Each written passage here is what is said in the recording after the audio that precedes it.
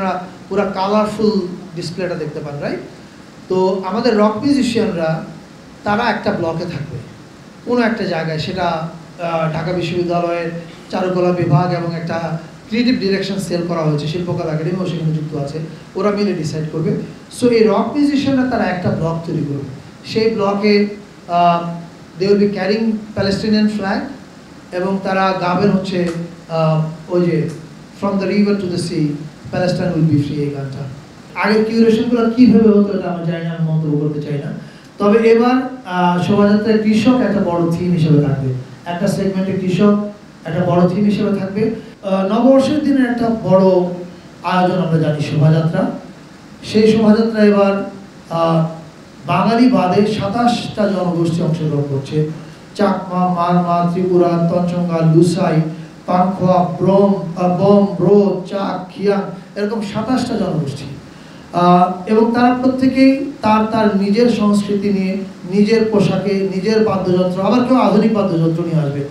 মারমাদের একটা guitar school আছে, brilliant guitar school, ওরা 15-20 জন গিটার প্লেয়ার নিয়ে আসছে, ইয়াং ছেলে মেয়ে, ম্রো বাঁশি বাদক আসছে। ফলে এরা প্রত্যেকেই তাদের নিজ নিজ কালচারকে রিপ্রেজেন্ট করবে এই এবারে শোভাযাত্রায়। এছাড়া চারুকলা থেকে এরা সবাই যুক্ত হবে চারুকলা শোভাযাত্রায়। আর চারুকলা শোভাযাত্রায় প্রথমবারের মতো বাম্বা যোগ দিচ্ছে। আমরা কিছুক্ষণ আগে একটা প্রেস কনফারেন্সে এই কথাটা বলেছি, আমি আবার রিইটারেট করতে চাই। আপনারা খেয়াল করে দেখবেন যে এবারে ঈদ উপলক্ষে প্রধান উপদেষ্টা মহোদয়ের ফেসবুক পেজ থেকে একটা ঈদের ভিডিও পোস্ট করা হয়েছে। এখন ওই ঈদের ভিডিওটা দেখবেন যে কিছু দুঃখী মানুষের চেহারা, স্যাড পিপল, এবং সেই ভিডিওর ক্যাপশনে লেখা হয়েছে যে আমাদের দেশে প্রায় 12 লাখ মানুষ বিপদে পড়ে মেহমান হিসেবে আছে। ওই ভিডিওটার থিম ছিল এরকম যে এই মানুষেরা ওয়েট করছে, আমরা যখন সেলিব্রেট করছি আমাদের ঈদ, আমরা যেন মনে রাখি যে এই মানুষেরা ওয়েট করছে তাদের দেশে ফিরে ঈদ সেলিব্রেট করা। এটাই মনে করি যে আপনি অন্য মানুষের, নিপীড়িত মানুষের ব্যাপারে কি বোধ করেন, এটা কিন্তু আপনার সংস্কৃতির পরিচয়। আমি মনে করি যে আমরা প্রধান উপদেষ্টা মহোদয় এটা ওনার পেজে শেয়ার করার মাধ্যমে এই সিগন্যালটা এবং এই বার্তাটা দিয়েছেন যে মানুষ নিপীড়িত, আমাদের আনন্দ বা উৎসবের দিকে যেন আমরা তাদেরকে ভুলে না যাই।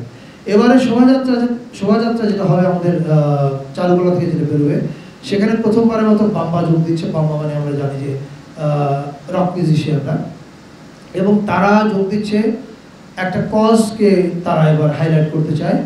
সেটা হচ্ছে, আপনারা জানেন যে প্যালেস্টাইনে একটা বড় ধরনের গণহত্যা সংঘটিত হচ্ছে।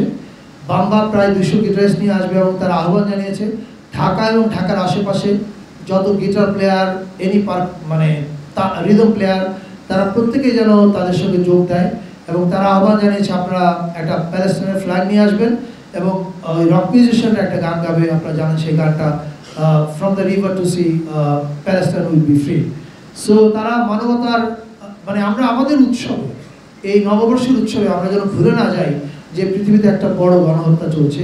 আমি বাংলাদেশের রক মিউজিশিয়ানদেরকে ধন্যবাদ জানাই এ ধরনের একটা মানবিক কজকে এবারে শোভাযাত্রার অংশ করে তোলার জন্য। এছাড়া বিকেলবেলা মানিক পে এভিনিউতে একটা কনসার্ট আছে, এটাতে আমাদেরকে সহযোগিতা করছে শিল্পকলা একাডেমি আয়োজন করছে, সহযোগিতা করছে ঢাকা সিটি কর্পোরেশন উত্তর। এই কনসার্টটার পরে সন্ধ্যা 7টায় একটা ড্রোন শো হবে, যে ড্রোন শোটা আয়োজিত হচ্ছে চীন দূতাবাসের সহযোগিতায়। এটা বাংলাদেশে আমার ধারণা খুব এক্সক্লুসিভ একটা জিনিস হবে। সেখানে আপনারা, এটার থিম হচ্ছে নতুন বছর নতুন বাংলাদেশ। ফলে আপনারা সেখানে জুলাইকে দেখতে পাবেন, নববর্ষকে দেখতে পাবেন এবং পৃথিবীটাকেও দেখতে পাবেন। এবং এই ড্রোন শোটা খুবই আকর্ষণীয় কিছু হবে বলে আমরা বিশ্বাস করি। আমরা চীনা দূতাবাসকে ধন্যবাদ জানাতে চাই এই ড্রোন শোটা সম্পূর্ণ তাদের খরচে আয়োজন করবার জন্য। এর বাইরে আমাদের বাংলা একাডেমিতে পয়লা বৈশাখে মেলা হচ্ছে বিসিকের আয়োজনে। আমরা শিল্প মন্ত্রণালয়কে ধন্যবাদ জানাই এই আয়োজনটাতে আমাদেরকে সাহায্য করার জন্য। এছাড়া বাংলাদেশের 30টা জেলায় বৈশাখী লোকনাট্য উৎসব হচ্ছে, 12টা জেলায় নববর্ষ উপলক্ষে অ্যাক্রোবেটিক শো হচ্ছে।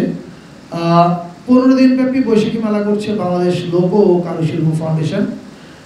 আর এর বাইরে আমাদের যে পাহাড়ে এবং সমতলে অনেকগুলো নৃগোষ্ঠী সেল আছে, এই সেলগুলো মেলা এবং উৎসবের আয়োজন করছে, এগুলো আমি আলাদা করে উল্লেখ করলাম না। আজকে থেকেই মিরপুরের বৌদ্ধ বিহারে উৎসব শুরু হচ্ছে 5টা ভিন্ন জাতিগোষ্ঠীর, সেখানে আজকে সুপ্রদীপদা থাকছেন, আগামীকাল আমি যাব। এরকম সারাদিন, এছাড়া রাঙামাটিতে মেলা চলছে, বান্দরবনে চলছে। ফলে আমি মনে করি এবারের উৎসবে, এবারের নতুন বছর এবং চৈত্র সংক্রান্তিতে আমরা সবাই মিলে এক হয়ে একটা নতুন বাংলাদেশ হয়ে ওঠার চেষ্টা করছি। এটাতে আমরা সবাইকে আরও যোগ দিতে আহ্বান জানাই এবং সাংবাদিক ভাই বোনদের আপনাদেরকে ধন্যবাদ, আপনারা আমাদের কথাগুলো প্রচার করার জন্যে আপনারা অনেক পরিশ্রম করেন। Thank you all.